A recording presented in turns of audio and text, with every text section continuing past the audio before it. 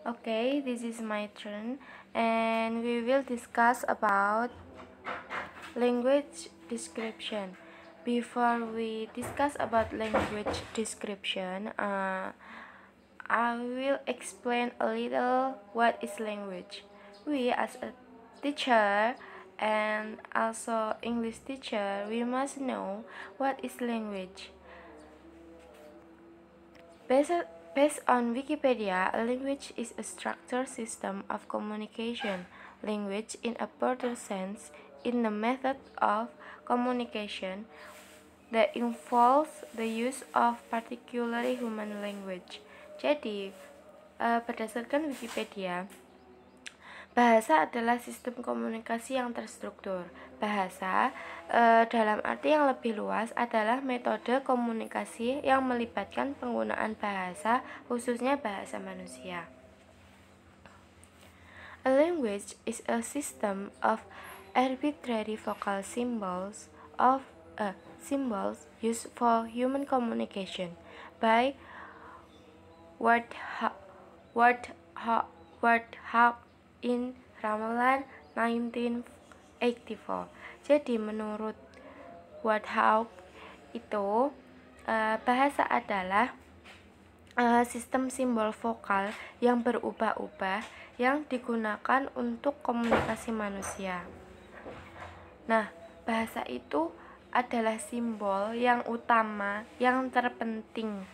Nah, bahasa itu merupakan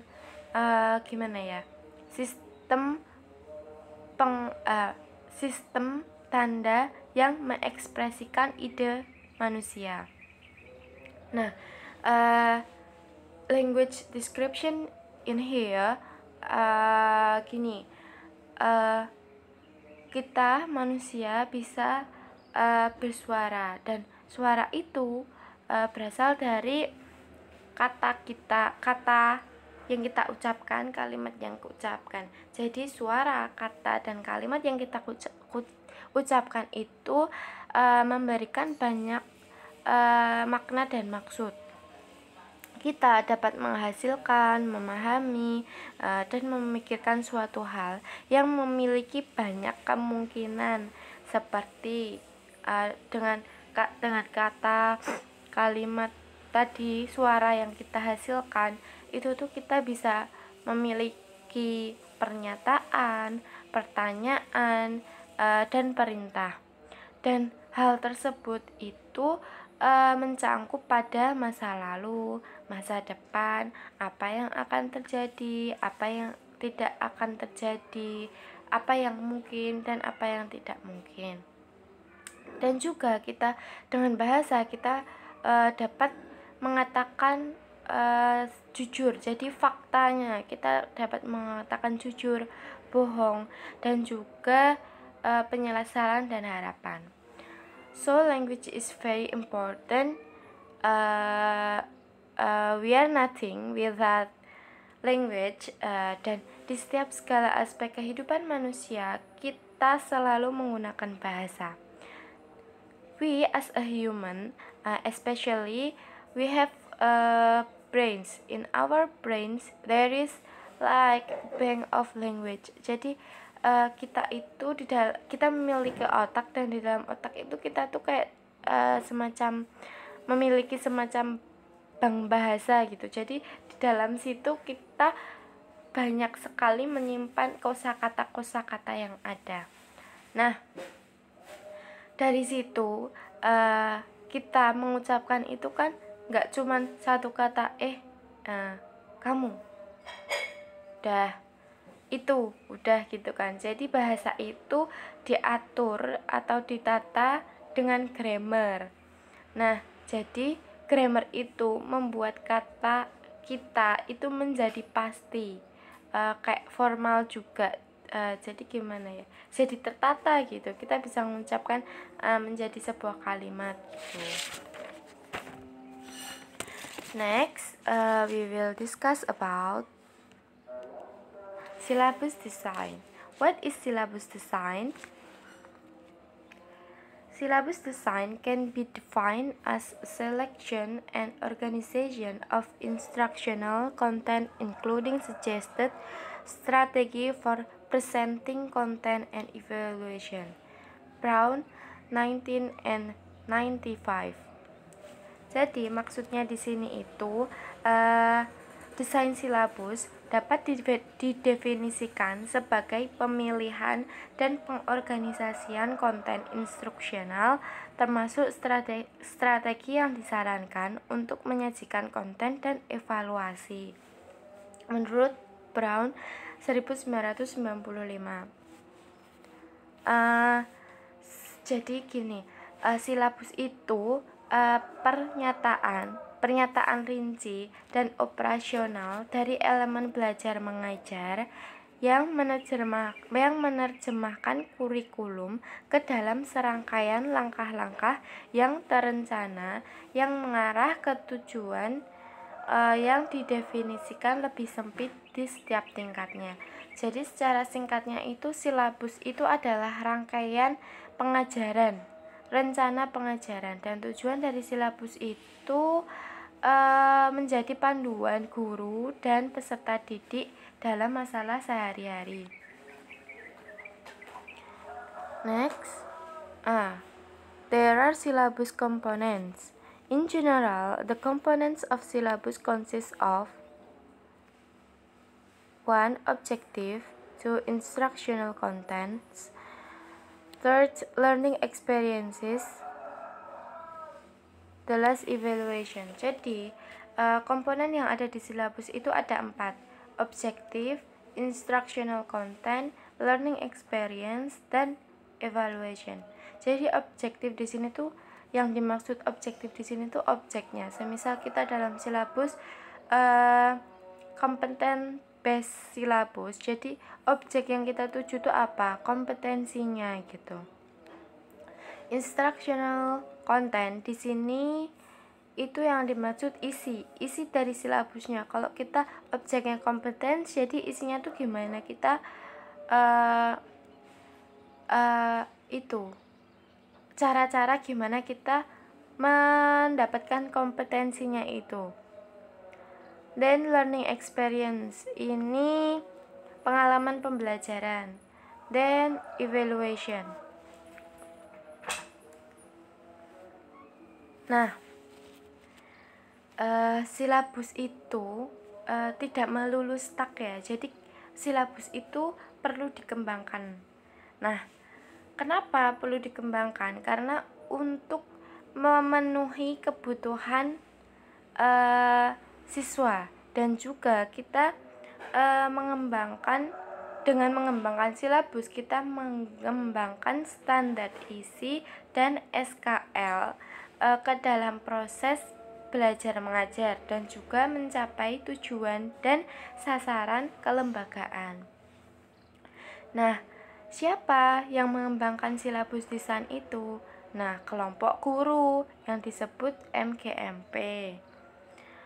Next, kalau udah ada pentingnya mengembangkan silabus, juga udah ada siapa yang mengembangkan. Nah, bagaimana cara mengembangkan silabus itu? Nah, we have 4 steps. The first is planning, second implementation, and the last evaluation.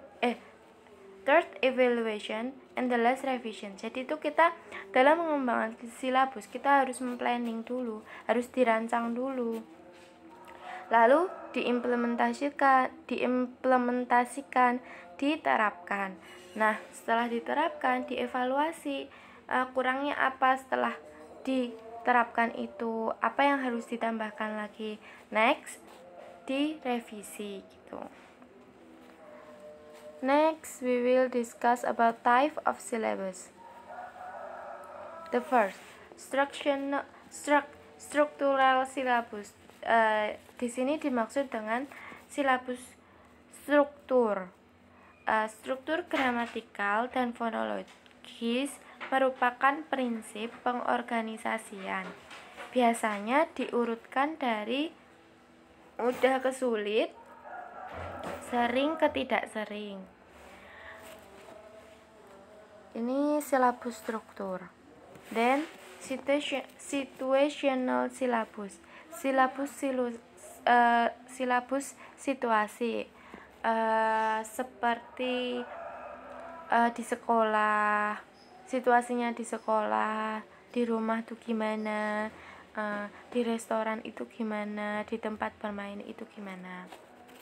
Nah, silabus ini diurutkan berdasarkan kemungkinan siswa akan menjumpainya. Next, topical syllabus. Jadi ini silabus topik ya. Ini tuh topik atau tema such as our body, our family, our house. Jadi di dalam our body kita belajar tentang part of body, apa aja bagian-bagian body gitu. Jadi kalau silabus ini diurutkan berdasarkan sama kemungkinan siswa akan menjumpainya. Next, functional syllabus. Silabus fungsional. Nah, silabus ini termasuk gimana ya? Fungsinya berdasarkan fungsinya.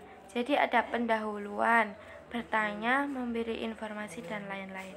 Nah, biasanya silabus ini diurutkan berdasarkan beberapa kronologi atau kegunaan dari masing-masing fungsi.